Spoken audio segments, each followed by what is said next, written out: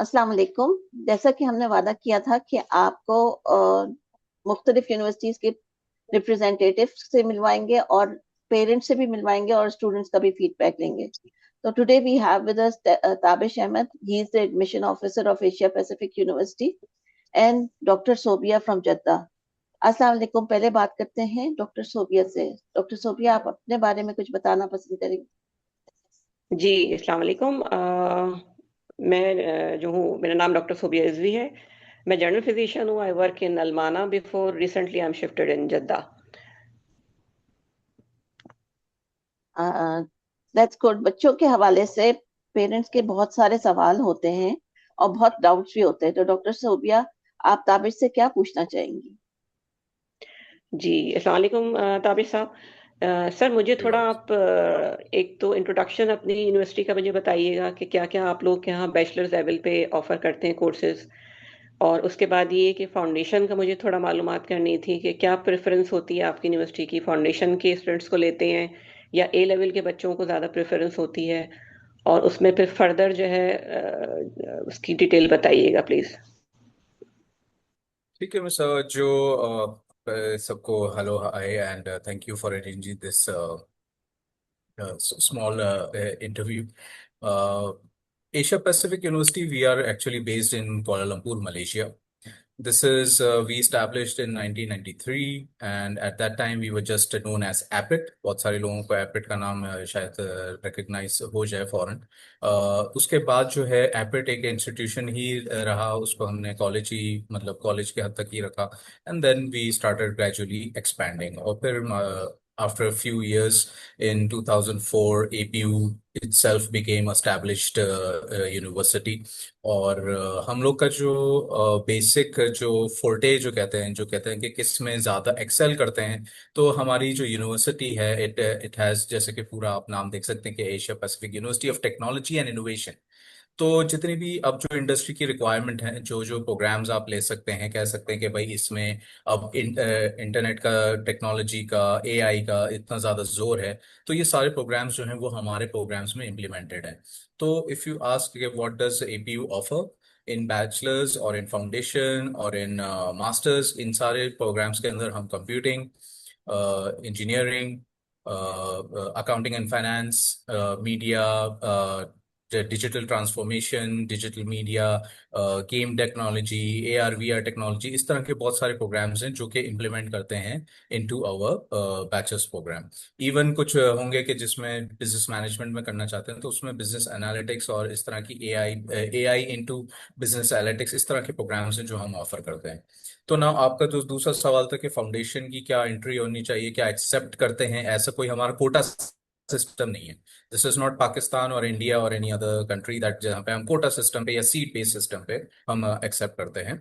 Admissions are always open because we have the whole year we have a lot of intakes, जिसमें हम foundation में हम 4 intakes लेते हैं, बैचलर्स में हम 3 intakes लेते हैं, हम मास्टर्स में 3 intakes लेते हैं। तो intakes की वजह से बहुत सारे क्योंकि इंटरनेशनल स्टूडेंट्स की रिटेंशन है हमारे पास, that's why we have to cope each and every countries जो लोकल बोर्ड एग्जाम्स होते हैं उनके रिजल्ट्स, क्योंकि कुछ के कहीं कभी आते हैं, चाइना में जैसे अप्रैल में ही अनाउंस हो जाते हैं, मलेशिया में अप्रैल में अनाउंस हो जाते हैं, इंडिया पाकिस्तान में जो है वो सितंबर में अनाउंस होते हैं। तो इस तरह हम सारे स्टूडेंट्स को केटर करते हैं। नाउ आपका जो एडमिशन क्राइटेरिया है फाउंडेशन लेवल पे, in foundation we have foundation in engineering, we have foundation in business, we have foundation in computing, we have foundation in media, we have foundation in finance। इस तरह के सारे foundation programmes हमारे पास मौजूद हैं। Foundation programme जो है हमारा वो 1 साल का होता है। After that 1 year it leads you to the bachelors programme. Matric का अगर बच्चा है या ओ लेवल का बच्चा है, तो it's not necessary that they complete their A levels, और it's not necessary they complete their SC और फिर उनको दाखिला मिलता है, ऐसा नहीं है। अगर उन्होंने मैट्रिक कंप्लीट कर लिया है और अगर उन्होंने ओ लेवल्स कंप्लीट कर लिए हैं, they can apply for the foundation programme. अब जो क्राइटेरिया बनता है उसमें आपके 5 सब्जेक्ट्स होने चाहिए, either it is O levels और मैट्रिक। मैट्रिक के अंदर आपके 5 सब्जेक्ट्स जो हैं वो 50% से ऊपर होने चाहिए, स्पेशली मैथ्स और साइंस। ये सब 2 सब्जेक्ट्स मेन होते हैं। बाकी उर्दू, इस्लामियात ये ऐसा सपोर्टिव काम करते हैं, एडमिशन के लिए काम नहीं करते। It's just only for the support of the grades. लेकिन जो मेन सब्जेक्ट्स हैं आपके मैथ्स और साइंस, या मैथ्स अकाउंट्स, इस तरह के सब्जेक्ट्स हैं, ये मेन होने चाहिए। अब अगर ओ लेवल्स का बच्चा है तो उसके अंदर वो कोई से भी अगर ग्रेड्स हैं, again maths is compulsory with a minimum C grade. अगर सी ग्रेड है बच्चे के पास और 5 सी से ऊपर है तो वो फाउंडेशन में आ सकते हैं। अगर मैट्रिक का बच्चा है, 50% से ऊपर उसके सारे सब्जेक्ट्स हैं, तो वो फाउंडेशन के लिए अप्लाई कर सकते हैं। अच्छा, आप साथ में ये भी बता दीजिए, स्कॉलरशिप्स का जी। बता दीजिए, और हॉस्टल अकोमोडेशन वगैरह, और ये कितना बजट होना चाहिए। जो स्कॉलरशिप्स हैं, हमारी जो स्कॉलरशिप्स हैं, ओ लेवल, अगर ओ लेवल का बच्चा है तो एटलीस्ट मिनिमम 5 ए होने चाहिए।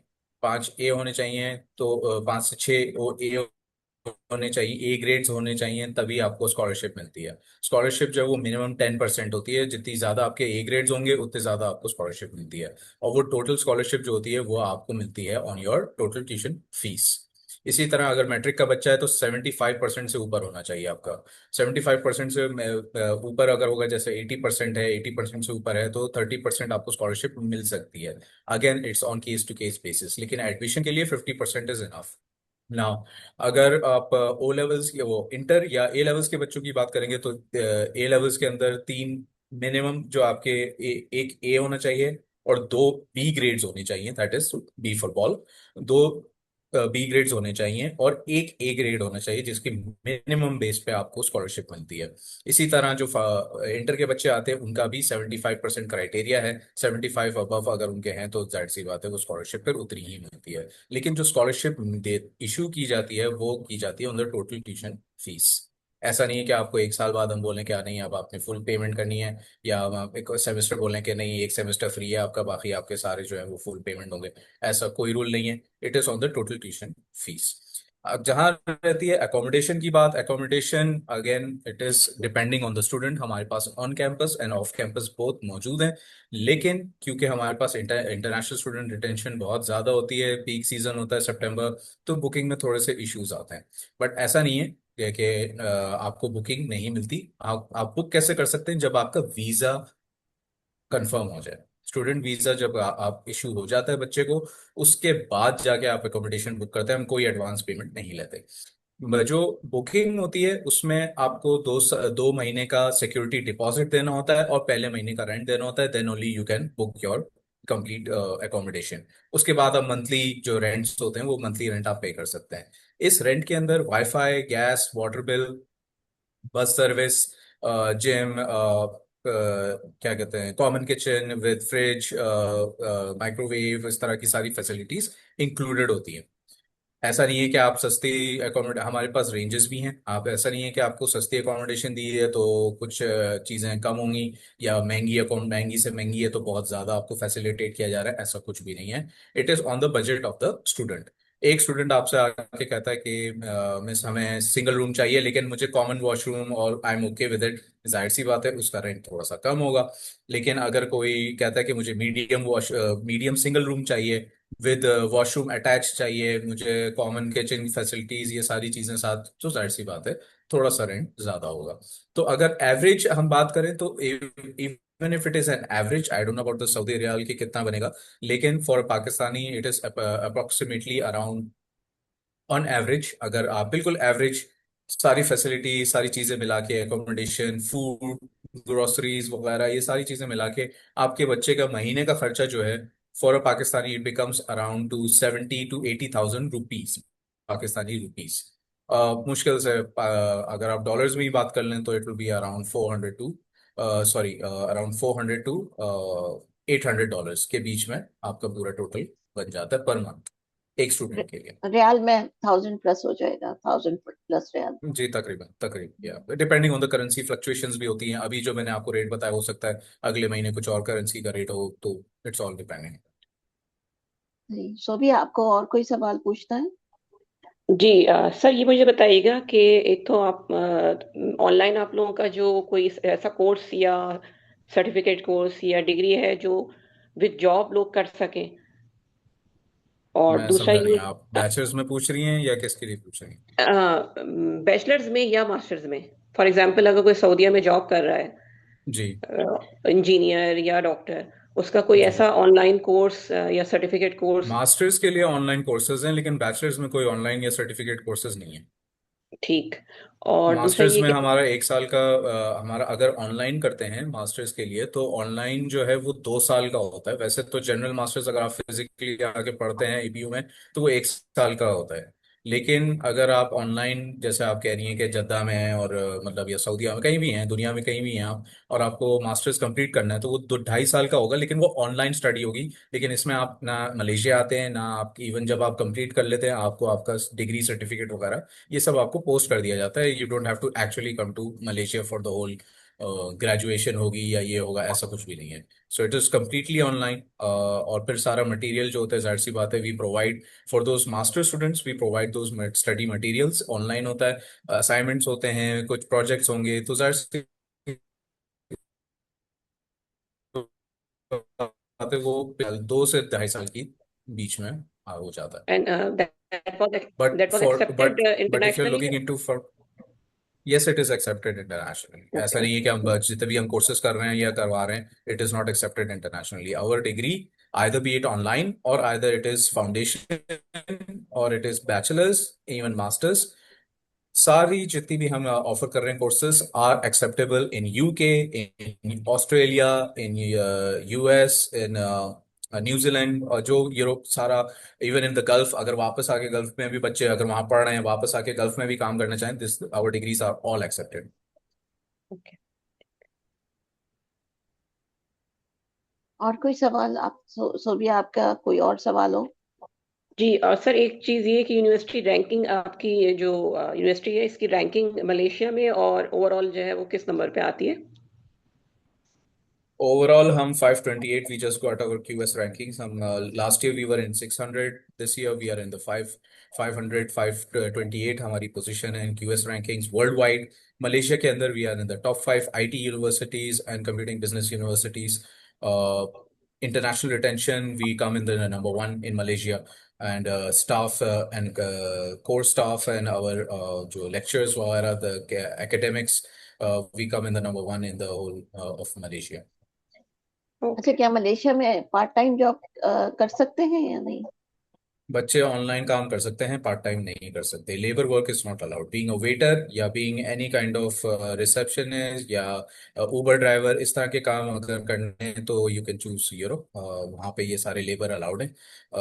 लेकिन वो फिर कॉन्सेप्ट जो है मलेशिया का वो ये है कि if a student is coming to study, they focus on the study, they focus on the carriers.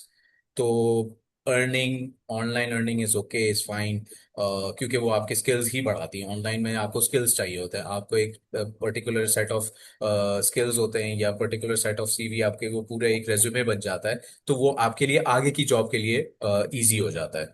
लेकिन अगर आप वेटर रहे हैं, उबर वर ड्राइवर रहे हैं, तो ये कहीं भी किसी को भी, किसी ऑफिस वाले को ना ऑफिस बॉय चाहिए, ना किसी ऑफिस वाले को जो है कोई शॉफर या कोई इस तरह की हायरिंग तो कोई कर नहीं रहा है। इतने आप पैसे खर्च कर रहे हैं, तो it's better to focus on the studies. We have internships. अगर स्टूडेंट डिप्लोमा में आता है तो उनके 4th सेमेस्टर के बाद they are required to do like a 4 months internship, sorry 3 months internship. और अगर बैचलर्स में है, after completing your second year, before starting of your final year, आप जो है you have to complete a 4 months 16 weeks whole internship. और जाहिर सी बात है, internship we list down the companies जो स्टूडेंट को जिसमें जाना होता है, they apply for it, they go for that internship, और ये पेड इंटर्नशिप होती है। After that internship when you are finishing your final year, हमारे यहाँ कैरियर फेयर्स होते हैं बाकायदा, उसमें बाकायदा हायरिंग होती है। जो कंपनीज के एचआर होते हैं वो बाकायदा आके इंटरव्यू करते हैं स्टूडेंट से। तो अगर स्टूडेंट के पास स्किल होगा, ऑनलाइन काम करता रहा है बीच में, वर्चुअल असिस्टेंट या इस तरह की कोई भी ऑनलाइन काम करते रहे हैं, अपनी सीवी अच्छी बनाते रहे हैं, फिर इंटर्नशिप भी की है, जो कि उनके ऑलरेडी एक बूस्ट मिल जाता है इन चीज़ों के अंदर, तो ये ओवरऑल एक अच्छा पोर्टफोलियो बन जाता है। अगर स्टूडेंट जाके कंपनी से कहेगा कि नहीं मैं तो वेटर ही रहा हूँ और इतने आवर्स मैंने किए, मैं बहुत मेहनती बच्चा हूँ, तो कंपनी को आप नहीं चाहिए, स्टूडेंट उनको कंपनी को एक प्रॉफिट चाहिए उनको।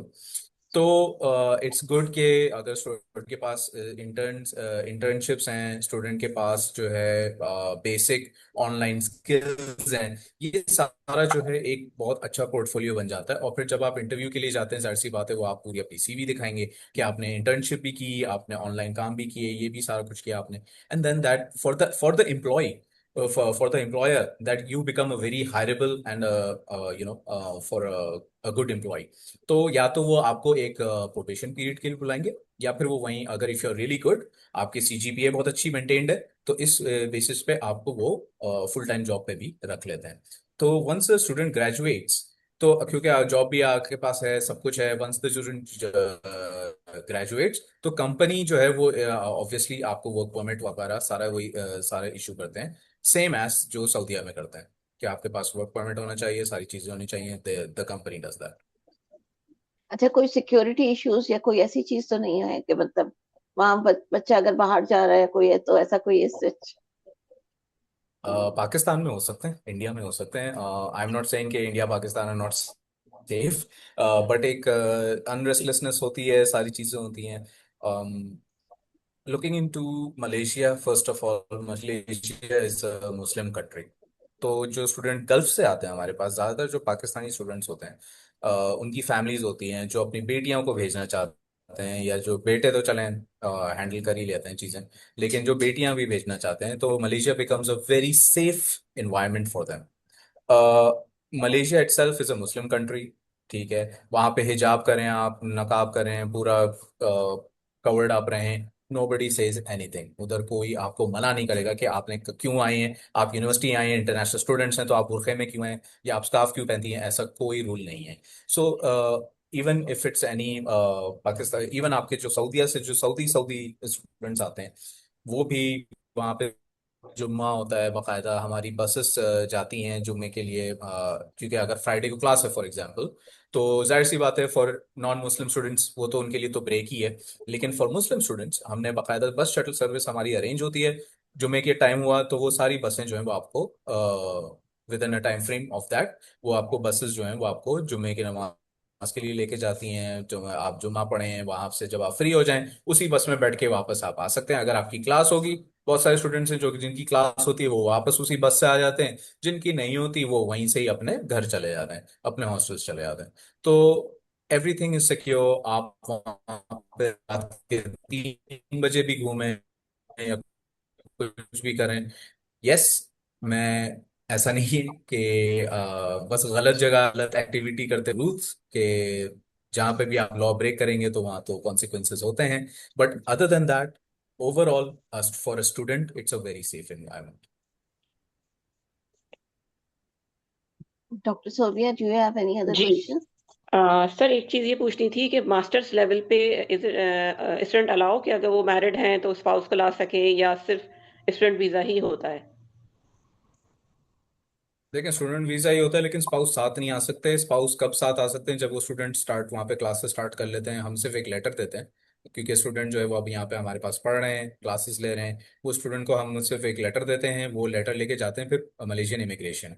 फिर वहाँ पे मलेशियन इमिग्रेशन सारा कुछ हैंडल करती है, जो FRC क्या कहते हैं आपका मैरिज सर्टिफिकेट या जो भी जितने भी डिपेंडेंट्स हैं, फिर वो मलेशियन इमिग्रेशन देखती है, नॉट द यूनिवर्सिटी। ठीक, ओके। ओके, हमने प्रीवियस अपने वीडियो में हमने एक्स्ट्रा करिकुलर एक्टिविटीज के ऊपर भी बात की थी, ब्रीफली आप उसको भी थोड़ा सा वो कर दीजिए। जी बिल्कुल, लास्ट वीडियो के हिसाब से मैं इसको शॉर्ट ही कर दूंगा, क्योंकि उसमें तो बहुत डिटेल में चला गया था मैं। क्लब्स हैं हमारे पास, फुटबॉल, अगर स्टूडेंट्स को स्पोर्ट्स पसंद है, फुटबॉल, क्रिकेट, फुटसॉल, बैडमिंटन, जो भी है, जितने भी स्पोर्ट्स हैं, स्विमिंग है, इन ये सारे क्लब्स हैं। फिर एक्स्ट्रा करिकुलर एक्टिविटीज लाइक किसी को म्यूजिक पसंद है, किसी को ड्राइंग पसंद है, किसी को गेमिंग पसंद है, किसी को एक्टिंग पसंद है, तो इस तरह की छोटे छोटे जो क्लब्स हैं वो बाकायदा हमारे यहाँ हैं, लेकिन they operate after 5 PM। Onwards 5 PM onwards जितनी भी एक्टिविटीज हैं वहां पे आपको यूनिवर्सिटी में होती हुई नजर आएंगी। कोई टाइकोंडो क्लब का बैठा हुआ वार्म अप कर रहा होगा, उनकी एक क्लास हो रही होगी, या कोई जो है वो अपने म्यूजिक के सेशन कर रहा होगा, या कोई बैठा हुआ अपनी ड्राइंग सेशन कर रहा होगा, क्लास में बैठे हुए आर्ट्स बना रहे होंगे, या कोई एक्टिविटी कर रहे होंगे। तो बहुत सारी चीजें जो 5 PM, because the university is open from 9 to 5 PM, तो 9 to 5 जो है वो सारा आपका जितने भी एकेडमिक्स क्लासेस प्रैक्टिकल्स ये सारी चीजें चल रही होती हैं उस बीच में। तो उसके बाद जाहिर सी बात है, everyone wants to socialise, everyone wants to have friends communities, और उसमें जाना पसंद करते हैं। तो जाहिर सी बात है ये सारी activities after 5 PM onwards continue होती हैं।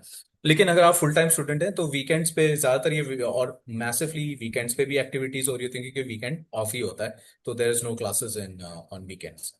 तो स्टूडेंट कैन ऑटोमेटिकली जो करना चाहे वो करें, वहाँ पे जो एक्टिविटी करना चाहे कर सकते हैं। Okay. And Dr. Sobia, do you have any other question? नहीं, थैंक यू सर ने काफी अच्छा कवर कर लिया, तो मेरा तो मैक्सिमम जो है वो चीजें क्लियर हो गई हैं इस बारे में। Internationally तो अभी फिलहाल recognized. If you have any student जिनकी आप एप्लीकेशन करवाना भी चाहती हैं, तो सितंबर इनटेक के लिए हम सितंबर इनटेक हमारा भी ओपन है। और हमारी जो नवंबर इनटेक भी है कुछ स्टूडेंट्स के लिए, जैसे हमारे फेडरल बोर्ड के जो बच्चे होते हैं उनके थोड़े से रिजल्ट्स डिले हो जाते हैं, कभी कभार देर से आते हैं, सितंबर भी निकल जाता है, कोई मसला नहीं है। They can still apply for the November intake. Okay. जी मिस, आप कुछ कह रही थी? No, I was just asking about, I think we have covered this question about the internationally it is recognized and all, so we have covered this question. So I think it is the end Yeah. with this video. And if you have any doubts, Sobia, you can ask, or we should end this video. No, thank you so much, sir ने maximum thing is clear, and thank you so much. You're welcome, miss. You're welcome. Okay, thank you so much, Dr. Sobia, to be with us. I'm Thank you. sure that many parents would have been cleared their doubts. Their doubts would be cleared. And thank you so much, Tamesh, to be with us. Thank you, miss. And जी जरूर, thank you, आपने miss. अपने Thank you so इतने time में से हमें time दिया. Thank No you so issues. much, both No of you. issues. Thank Thank you. Thank you. Okay, once again, we are really grateful to both of you. Education is the passport to the future, for tomorrow belongs to those who prepare it today. Okay, thank you, Allah Hafiz.